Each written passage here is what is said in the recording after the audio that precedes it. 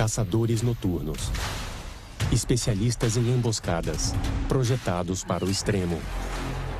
Estes são grandes felinos. Mas como eles realmente espreitam e matam presas gigantes? O que às vezes nos inclui.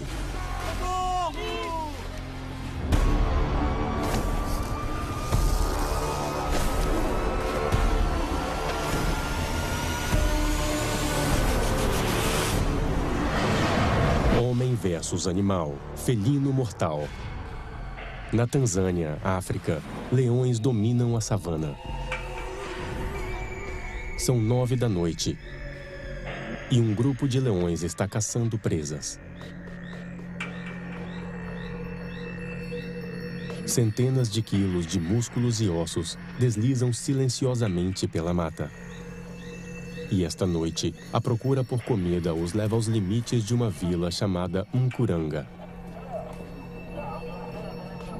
Policiais estão reunidos em volta da delegacia local. Ninguém está ciente do perigo que se aproxima. Até que gritos apavorados surgem da floresta. 2 homens correndo por suas vidas. Atrás deles, 2 leões, que trabalhando juntos, armaram uma emboscada. Em segundos, os leões alcançam os homens, do lado de fora da delegacia. Os policiais ficam presos lá dentro, sem poder ajudar as vítimas. Um policial mira pela janela protegida e dispara. Mas é tarde demais. Os 2 homens estão mortos. Só mais tarde o policial descobrirá que seus tiros foram bem-sucedidos e que os leões também estão mortos. Mas este ataque revela alguns aspectos críticos da engenharia dos grandes felinos. O ataque começou com a marca registrada dos leões, lançando seus corpos de 2 metros de comprimento diretamente na vítima. Quando um leão salta sobre sua vítima, ele usa sua pura força muscular para derrubar a presa no chão. Os homens ficaram presos embaixo das patas gigantes de 20 centímetros e das garras de 10 centímetros. A boca aberta revela caninos de 7 a 10 centímetros, que podem morder com força suficiente para quebrar uma espinha. Estas vítimas se juntaram a uma longa lista de tragédias na Tanzânia. Em média, leões matam pelo menos uma pessoa neste país toda semana. E quanto mais habitats de leões forem transformados em fazendas, cientistas temem que estes números aumentem. O ataque desta noite aconteceu sob a proteção da escuridão, que pode ser o cenário ideal para o ataque de um grande felino. Seus olhos são projetados para emboscadas noturnas. Logo atrás da retina, há uma camada de células reflexivas. Quando a luz entra nos olhos de um felino, ela atinge estas células reflexivas e ricocheteia, ampliando o que o animal vê. Nossos olhos não têm essa característica. É um dos motivos da visão de um felino ser 6 vezes mais poderosa que a nossa no escuro. Esta camada reflexiva também é um motivo para os olhos deles brilharem à noite. Quando os homens na Tanzânia voltavam da floresta, já estava escuro. Escuro demais para humanos, mas com luz suficiente para os felinos. A tênue luz da lua é tudo que um felino precisa para que as células reflexivas de seus olhos façam seu trabalho. Mas os grandes felinos têm outra forma de se deslocar pelas noites mais escuras.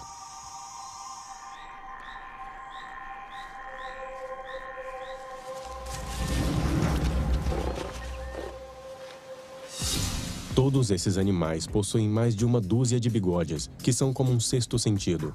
Conforme o animal perambula, o focinho se flexiona e os bigodes apontam para frente, procurando obstáculos e até presas. Seus bigodes são tão sensíveis que podem detectar até minúsculos sopros de ar. Um grupo de nervos na base de cada eixo envia sinais ao cérebro dizendo ao felino que alguma coisa está ali. As mesmas ferramentas que os felinos usam para se deslocar em seu mundo noturno, sua visão e seus bigodes, os ajudaram a se tornarem caçadores noturnos quase perfeitos. Mas estes talentos individuais ficam ainda mais perigosos quando se percebe que leões frequentemente caçam juntos. Leões não são como outros felinos. Eles são caçadores altamente cooperativos. Um grupo de leões avança sobre um rebanho como uma equipe de forças especiais. 2 batedores avançados movem-se silenciosamente por trás e pelos lados do rebanho. Outros membros do grupo se aproximam. Pela frente, em um flash, a emboscada começa. A presa de repente percebe que não tem para onde correr. E o resultado é inevitável. A morte leva apenas alguns segundos. Os jovens, os fracos e os feridos são os alvos mais fáceis. O banquete pode durar horas. Mas outros grandes felinos têm estratégias diferentes. Nas profundezas da selva do sul da Tanzânia, uma equipe de pesquisadores está percorrendo o interior atrás de grandes felinos. Ei, vem cá. Dennis Ikanda e Darien Simpson acham que estão no rastro de um leão. Mas ao invés disso, encontram um leopardo. Ele caiu em uma das armadilhas ativadas por pressão. O animal está ileso e nada feliz. Fica atrás de mim. Este leopardo pesa cerca de 59 quilos. Leões e tigres são 4 vezes mais pesados que leopardos, o que os torna mais poderosos. Mas leopardos podem ser os grandes felinos mais agressivos de todos. O ataque de um leopardo pode ser muito parecido a uma serra elétrica sendo jogada em cima de você. Você vai se machucar muito. E eles saltam em você e chutam você com as pernas traseiras e dilaceram com as patas dianteiras. Vão tentar morder você na cabeça e no pescoço. E a velocidade deles é incrível. Para chegar perto do leopardo, os pesquisadores precisam usar um tranquilizante. É uma dose leve que passará assim que o exame terminar.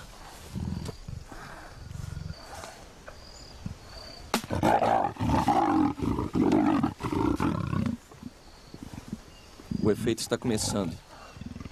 Ele está desmaiando. Finalmente, é seguro chegar perto e explorar as características únicas deste grande felino. Eles são feitos para o combate. Leopardos têm ombros realmente impressionantes. Essa força aqui no pescoço e no ombro o faz subir na árvore com algo 2 vezes maior que ele. Mas o sistema muscular de um leopardo tem que poder fazer muito mais. Por serem os menores dos 3 grandes felinos, eles têm que dividir o território com seus primos maiores, à procura de uma refeição grátis. Contra um dos seus parentes, um leopardo não tem a menor chance. Eles têm apenas 1/4 do tamanho de um leão. Mas é aí que seus músculos fazem a diferença. Eles arrastam as presas para fora do alcance dos seus concorrentes. Os músculos de um leopardo são tão poderosos que ele pode levar uma carcaça mais pesada do que ele para uma árvore. Não são apenas seus músculos que os levam aonde precisam ir. Está vendo a pata? A mesma pegada do seu gatinho em casa, a mesma configuração. Afiada, é bem afiada. É uma arma formidável. Eles podem tirar isso para fora e cortar você em até 2,5 centímetros de profundidade. As garras multiuso de um grande felino. Leopardos precisam delas para subir em árvores. E todos os grandes felinos dependem delas para matar. Quando totalmente estendidas, elas vão fundo em suas vítimas. Até presas gigantescas ficam de joelhos, imobilizadas em um inevitável abraço mortal. Grandes felinos têm 5 destas armas escondidas em cada uma das patas da frente e 4 nas de trás. Apenas os guepardos têm um desenho diferente. Suas garras não se recolhem totalmente, o que ajuda a manter um guepardo em movimento na direção do alvo. Mas quando se trata de matar e comer presas gigantes, é um grupo de dentes especializados que fazem o serviço. A arcada dentária dos grandes felinos é composta por 30 dentes. Na frente, caninos enormes de até 10 centímetros evoluíram para ser mortais. Quando a presa está morta, os dentes de trás entram em campo. Chamados de carniceiros, eles são projetados para apenas um propósito: cortar a carne em pedaços do tamanho certo. Os carniceiros superiores e inferiores nunca se tocam. Ao invés disso, eles deslizam perto um do outro como um par de tesouras poderosas, cortando mais uma refeição. A mandíbula de um grande felino é projetada para maximizar o consumo de carne. Os cientistas chamam os grandes felinos de hipercarnívoros. Isto porque estes predadores pulam os vegetais. Sua única dieta é a carne de suas vítimas. Eles comem quase 36 quilos toda semana. Seu corpo inteiro é equipado para este propósito. Eles são máquinas enormes de processamento de carne. Até sua língua é projetada como um ancinho flexível para raspar cada bocado. E se esbaldarem uma média de 4 quilos de carne por dia, não desaceleram um grande felino.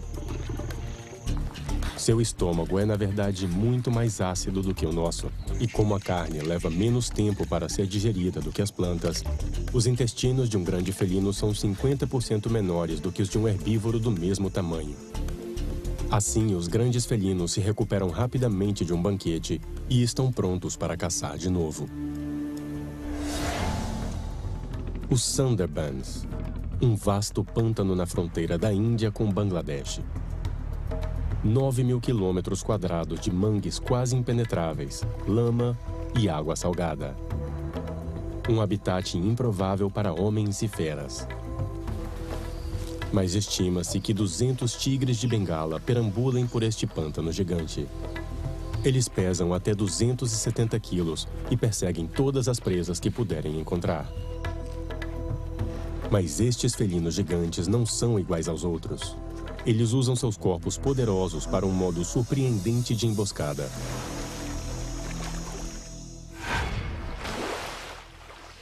É de tarde, em um dos muitos canais que cruzam esse pântano gigante. Um barco navega pelos mangues. A bordo, 3 pescadores locais. Na floresta próxima, um tigre avista os homens e se aproxima, usando os galhos e folhas como esconderijo.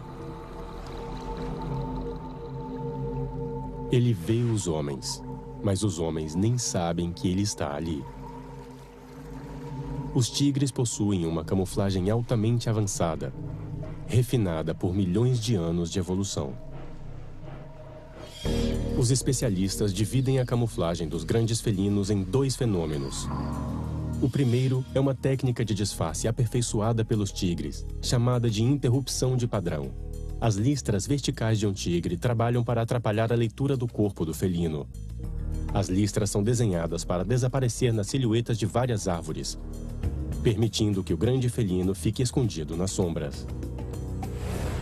Em seguida, há a mistura de cores. Combinações de cores no pelo do felino, laranja e preto, também o ajudam a se misturar ao meio ambiente, especialmente no amanhecer e no entardecer.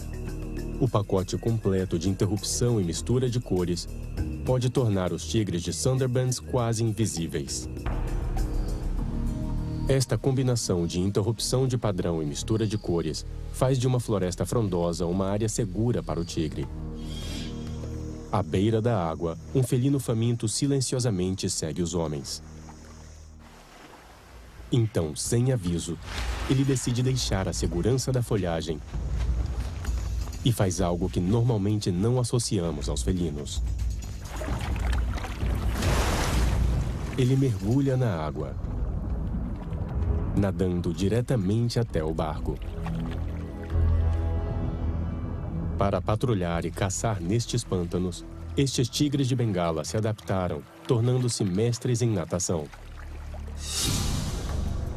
Nos Sundarbans, Os tigres levaram esta afinidade com a água um passo à frente. Cientistas descobriram evidências de um tigre de Bengala que nadou quase 5 quilômetros pelos pântanos de mangues. Esta combinação poderosa de camuflagem e natação também o tornaram uma ameaça mortal para as pessoas.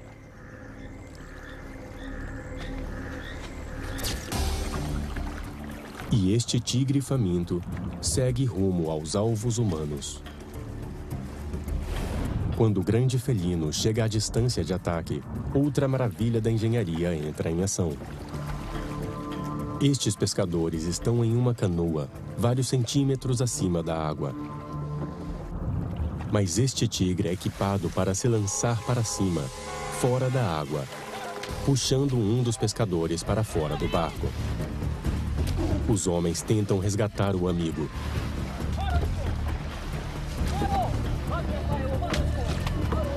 A mandíbula do grande felino segura a cabeça da vítima. Os pescadores, em pânico, golpeiam o tigre com galhos até que ele decide que essa refeição traz mais problemas do que realmente vale. O pescador está gravemente ferido. Os caninos do tigre entraram em seu crânio. Incrivelmente, ele sobrevive. Mas novos estudos revelam que a arma mais poderosa de um grande felino pode, na verdade, ser uma única mordida delicada. É noite na Tanzânia. E felinos famintos estão em movimento. O fazendeiro Issa, de 23 anos, está voltando do campo. Quando ele chega à entrada de sua vila, é emboscado por trás por um leão. Os caninos de 8 centímetros do felino perfuraram o torso superior de Issa. Suas cicatrizes revelam evidências surpreendentes de como funciona a mordida especializada de um grande felino. Você tem que se lembrar que, quando você abre a boca de um leão, você vê uma coisa mais ou menos assim. Essa é a abertura que eles têm. Eles abrem seus maxilares grandes, mas toda a massa muscular que eles têm no crânio. Para eles, somos um trabalho rápido. Nós iríamos quebrar como galinhas grandes bem cozidas, comparando com as outras coisas que eles atacam. Issa teve sorte.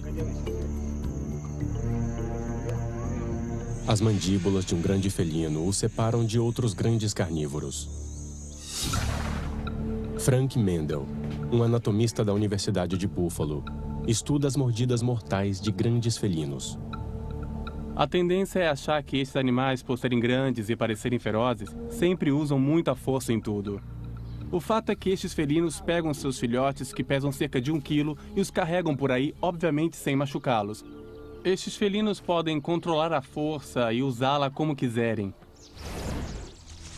Quando se trata de matar, grandes felinos, na verdade, medem a força da mordida para o tamanho de sua vítima. Com presas pequenas, um ataque relâmpago na nuca pode danificar a coluna dorsal e causar paralisia imediata. Mas com grandes presas, grandes felinos podem usar a força máxima da mordida e matar com uma técnica altamente especializada. Eles vão direto ao lugar mais vulnerável do corpo de um animal grande, sua garganta. Os dentes poderosos de um grande felino podem facilmente rasgar a garganta da maioria das presas grandes, mas eles não rasgam. Na verdade, as mordidas na garganta normalmente não deixam marcas de perfuração ou sangue. Então, como a mordida do felino na garganta mata sua vítima? Frank acredita que os predadores estão executando uma morte quase cirúrgica, interrompendo o fluxo de oxigênio para o cérebro com uma amostra surpreendente de força, uma única mordida suave. Ele acredita que grandes felinos matam presas gigantes, prendendo suas mandíbulas em volta da garganta da vítima. Ao fechar as mandíbulas, os caninos se afundam no espaço mole entre a traqueia e a espinha. A traqueia fica no espaço natural da mandíbula.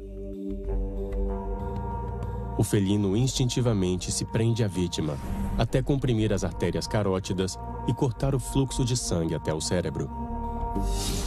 A vítima desmaia, sem ter tempo de lutar. Um grande felino precisa apenas de uma fração da força de sua mandíbula para comprimir as carótidas da vítima. O leão que atacou Issa deixou 2 cicatrizes simples, sugerindo uma compressão rápida de baixo nível. Se o felino tivesse escolhido uma mordida de esmagar ossos, Issa não teria sobrevivido.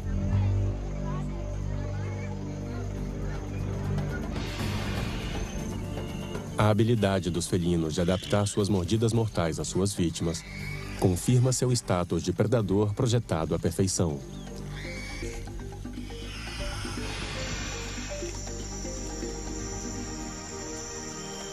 Mas seria possível projetar o grande felino mortal? Talvez algo maior? Este é Sinbad, um super felino criado em cativeiro. Não é um leão nem um tigre.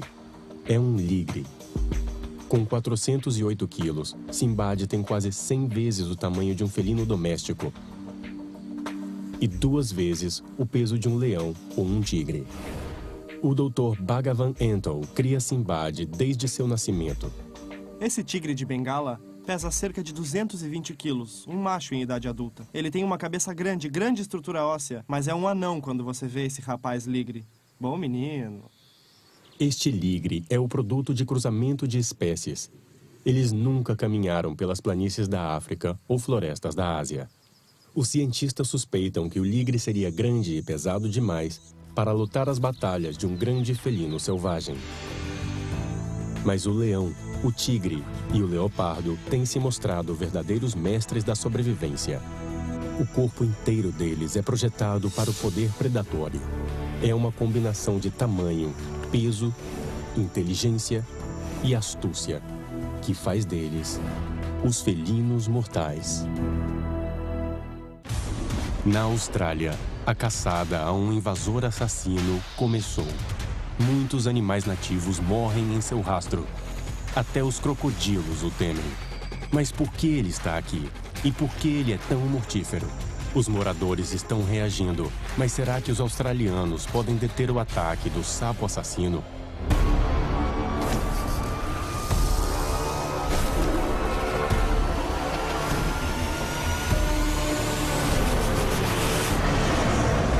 Homem versus animal.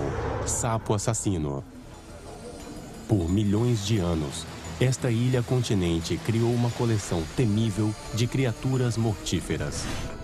Cobras, escorpiões, aranhas, lagartos e crocodilos. Mas agora, um vilão inesperado se juntou à gangue e está quebrando todas as regras. Um anfíbio tóxico, Rhinella marina, mais conhecido como sapo cururu. O estranho invasor está roubando habitats nativos da Austrália. Eles comem depressa e com frequência. Sua língua dispara para pegar presas a mais de 2 metros por segundo. Até seus globos oculares são projetados para ajudar a empurrar a comida à garganta abaixo. Mas todo predador que tentar enfiar seus dentes neste sapo tem uma surpresa desagradável. Uma mordida pode liberar uma toxina mortal de suas glândulas nos ombros, que é potente o bastante para matar até um crocodilo. Em apenas cerca de 80 anos, eles trilharam seu caminho pelo continente, engolindo tudo o que encontraram. Eles estão disputando com os nativos e transformando quase 46 mil metros quadrados da Austrália em território ocupado. Mas nem sempre o sapo cururu foi um invasor temido. Ele já foi o herói da Austrália. 1935. O voraz besouro da cana, uma praga nativa com gosto por doces, está dizimando a valiosa colheita de açúcar da Austrália. O governo busca desesperadamente uma forma de deter o pesadelo. Seus cientistas chegaram a uma solução: o sapo cururu sul-americano. Estes anfíbios se alimentam de besouros em suas próprias terras nativas, então parecia uma solução barata e eficiente. Os cientistas decidem fazer uma grande experiência. E eles enviam 102 sapos à Austrália. Os sapos são recebidos como salvadores. Infelizmente, os sapos têm outras ideias. Eles ignoram os besouros da cana, que são difíceis de pegar, e se alimentam de outras criaturas abundantes ali.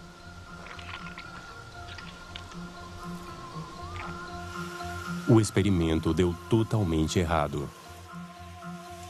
Os cientistas frustrados se voltam a pesticidas para solucionar o problema do besouro e esquecem do seu experimento fracassado. Mas os invasores esquecidos não vão a lugar nenhum. Um novo pesadelo está apenas começando.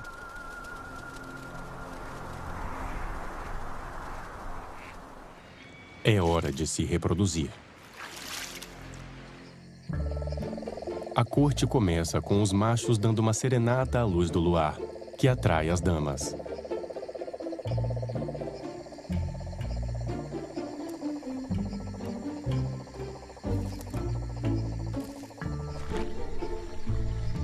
Depois de unidos, o macho agarra a fêmea pelas axilas, apertando bem firme por uma longa noite no lago.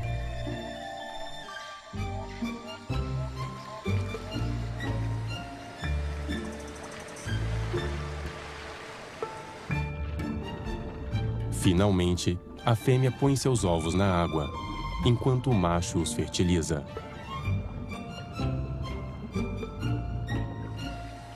Missão cumprida.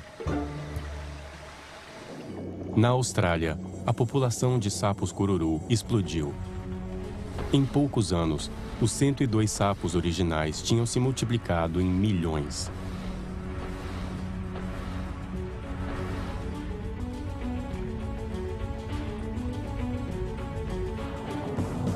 O sapo cururu fêmea é capaz de produzir 15 vezes mais ovos que um sapo nativo. Quase 30 mil ovos. O ovo leva apenas 3 dias para se transformar em gerinos. E os gerinos, só 4 semanas até se tornarem sapinhos bebês que respiram ar. A velocidade com que ele amadurece dá ao sapo cururu um potencial de praga. Mas o grande problema é: os ovos, girinos e sapos são todos tóxicos. Moradores de lagos australianos que tentam comer os girinos ou ovos envenenados às vezes percebem seu erro e cospem. Muitos que perseveram pagam o preço.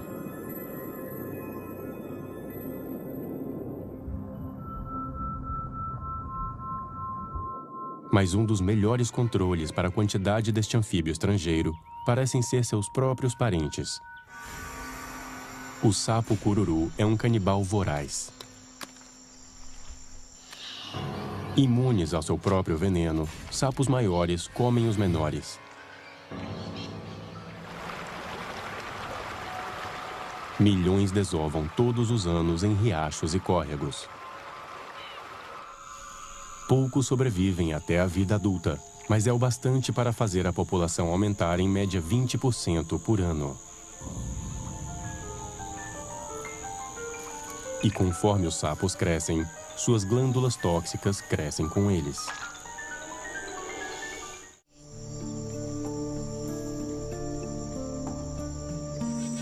Nas Américas Central e do Sul, terra natal do sapo cururu, sua toxina tem menos impacto.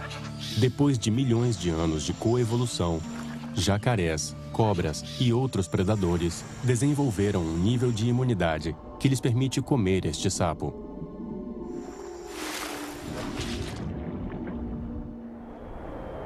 Mas na Austrália é diferente. Os sapos só estão lá há 80 anos. Os predadores daqui não tiveram tempo para desenvolver uma defesa contra este ataque químico.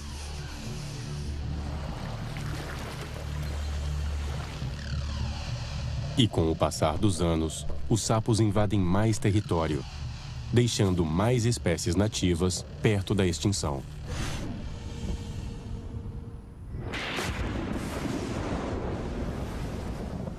A estação das chuvas chega ao norte da Austrália.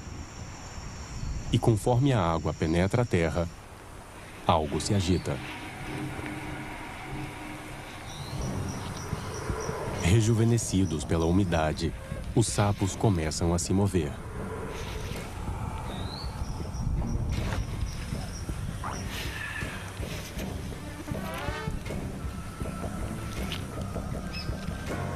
O ataque desta estação começou.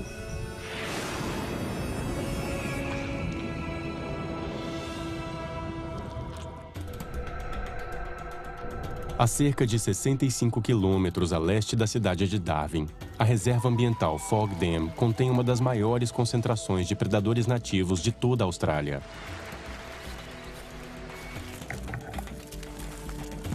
Peguei. É bonito. Thomas Madsen está entre os muitos biólogos que cuidam da vida selvagem. Ele foi fácil de pegar. Foi sim. Foi mesmo. Iguanas são apenas um dos répteis nativos que andam pelo parque. Há muitas cobras. Isso. Vem aqui. E até o estranho lagarto Muito de bem. gola. Ele é um macho grande e bonito. Mas desde que sapos cururu entraram na região, o tempo está se esgotando para os moradores de Fog Dam. O especialista em cobras Ben Phillips está procurando por cobras da morte. A cobra da morte é um dos maiores predadores de Fog Dam.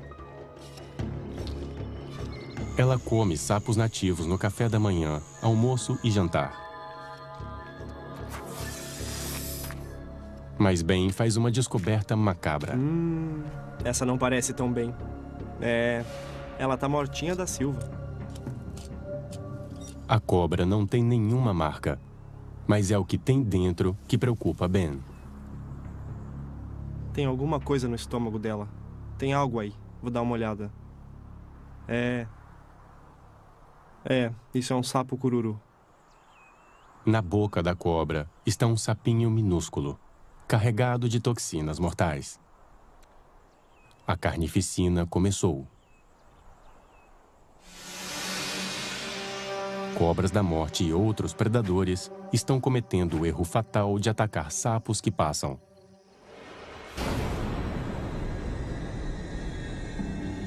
Conforme suas presas entram na pele, toxinas entram no sistema do predador.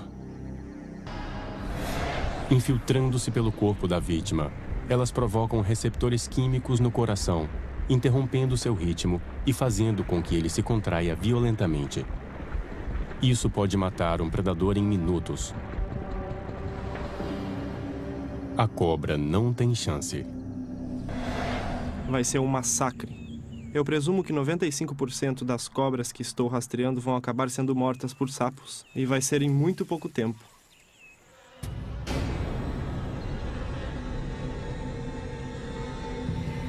A invasão dos anfíbios minúsculos está virando o mundo de Fog Dam de cabeça para baixo. As vítimas da batalha se acumulam no chão. Para ter alguma chance de deter a invasão, os cientistas precisam coletar dados e desenvolver novas formas de combater o inimigo. O sapo cururu venenoso é uma ameaça ao homem, assim como as feras. Como a moradora Viv Sobeck descobriu. Amante da natureza, Viv era apaixonada por seus crocodilos locais. Os crocodilos de água doce tinham um pequeno ninho aqui, ou uma das fêmeas tinha. Era logo ali. Crocodilos que os sapos cururu varreram do mapa. Não tem nada. Eles não vão voltar por magia, então... Isso é o que chamamos de extinção local. Os crocodilos não conseguiram reagir, mas Viv sim. Peguei! Eu sei que não vou matar todos os cururus, mas eu juro por Deus que eu vou tentar matar todos aqueles com quem eu tiver contato. Manusear sapos cururu é relativamente seguro. A toxina fica do lado de dentro. Conduzir execuções violentas, contudo, pode ser perigoso. Quando eu pego um sapo cururu para matá-lo, eu seguro bem ele aqui pelas pernas, acima do joelho, porque assim ele não vai poder virar de bruços mesmo. Aí eu coloco na pedra, então eu pego a marreta e aí...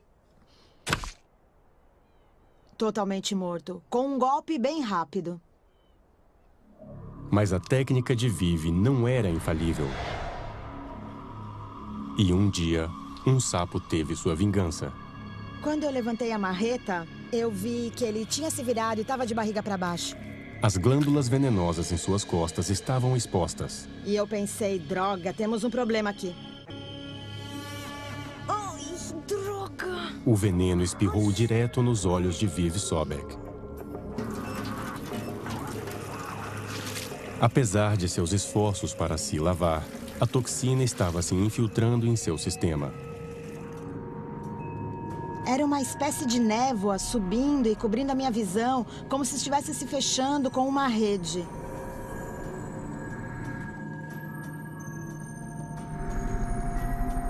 E depois começaram as cores, mas só 4. Laranja, amarelo, vermelho e verde. Como um caleidoscópio que estava fora de foco. O efeito do veneno do sapo no olho é desconhecido.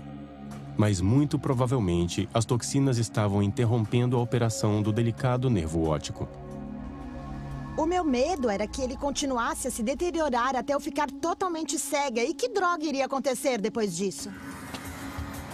Com a visão desaparecendo, Vivi precisava de ajuda depressa. Mas ela estava sozinha e a mais de 30 quilômetros da cidade mais próxima. Sua única opção era dirigir cega.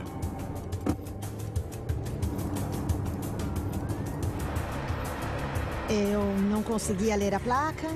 Era muito difícil ficar na estrada. E eu só sabia que estava na estrada porque quando eu caí para a esquerda, pude ouvir o barulho do mato batendo no carro.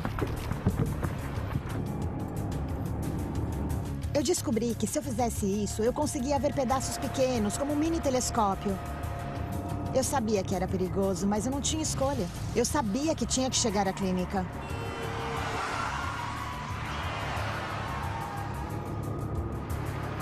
Vivi teve muita sorte de sobreviver à viagem. Ela chegou ao centro médico em segurança. Após 6 horas de cegueira, sua visão retornou. E com ela, um novo respeito pelo inimigo. Hoje, ela conduz sua campanha anti-sapos com cuidado. Eu acho que se chama a vingança dos sapos.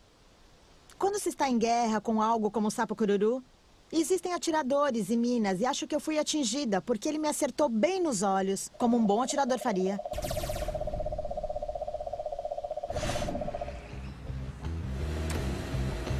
Anfíbios, sapos cururu são como esponjas. Eles absorvem a água pela pele. Aqui, nos quintais australianos, a água que eles precisam sempre está à disposição. Áreas úmidas e sombrias são abundantes aqui. E também comida.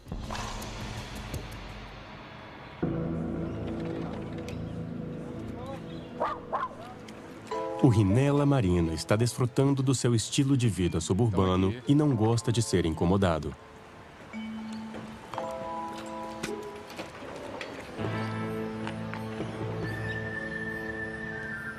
Ele é tão tóxico para animais de estimação quanto para animais selvagens. E está provando que em seu novo território só existe lugar para um chefe. Mas em sua mudança do deserto para o quintal, ele tem se metido em encrencas. Há um grupo de pessoas comprometidas em fazer justiça.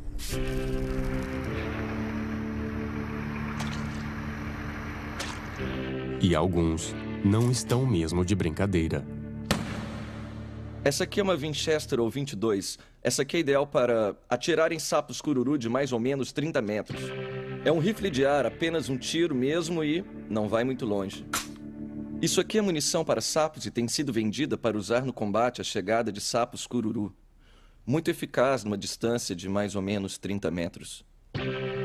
Mas esses atos vigilantes só podem matar um sapo de cada vez. Muitos argumentam que para destruir uma praga de sapos, é preciso liberar sua própria praga. Afinal de contas, os australianos já fizeram isso antes. No começo do século XX, uma praga de mais de 600 milhões de coelhos era o flagelo do deserto. Os australianos contra-atacaram com uma arma biológica. Eles soltaram 2 doenças que dizimaram a população de coelhos. Os cientistas também tentam desenvolver uma arma biológica para atingir o sapo cururu. Um vírus especialmente projetado para impedir que os sapos amadureçam. Mas soltar um vírus na natureza pode não ser necessário para atacar os sapos. Talvez as vítimas atuais do sapo possam aprender a se proteger. Ben Phillips tem cobras que estão mostrando sinais de que os sapos talvez não sejam um problema a longo prazo. Estudos das poucas cobras que sobreviveram no nordeste da Austrália, cheio de sapos, mostraram que elas não atacam os sapos. Ao contrário, elas tendem a evitá-los. Conforme estas cobras se reproduzem, elas passam esse traço para a próxima geração. A evolução está fazendo delas especialistas em sapos. Há uma boa chance de que nos próximos 100 a 200 anos, muitas populações de cobras e coisas assim vão se adaptar aos sapos, e os sapos serão um problema menor. Mas 200 anos é muito tempo para esperar. Muitas espécies podem se extinguir nesse entretempo.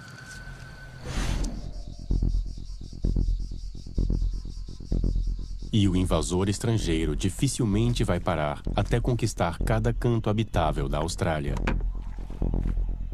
Este pescador não faz ideia do que está prestes a fazer.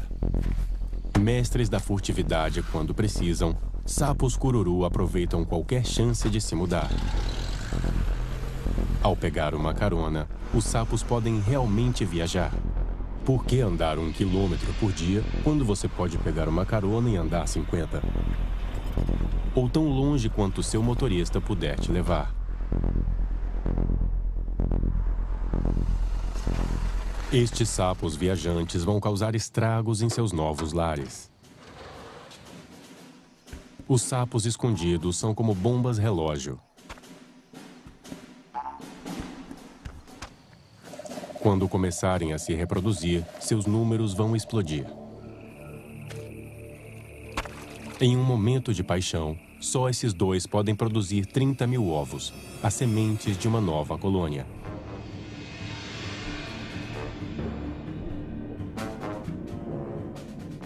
E muitos outros sapos férteis devem avançar.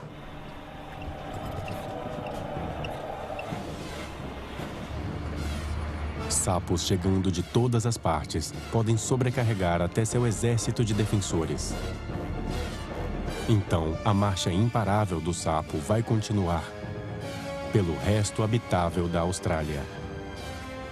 Esta batalha claramente não terminou.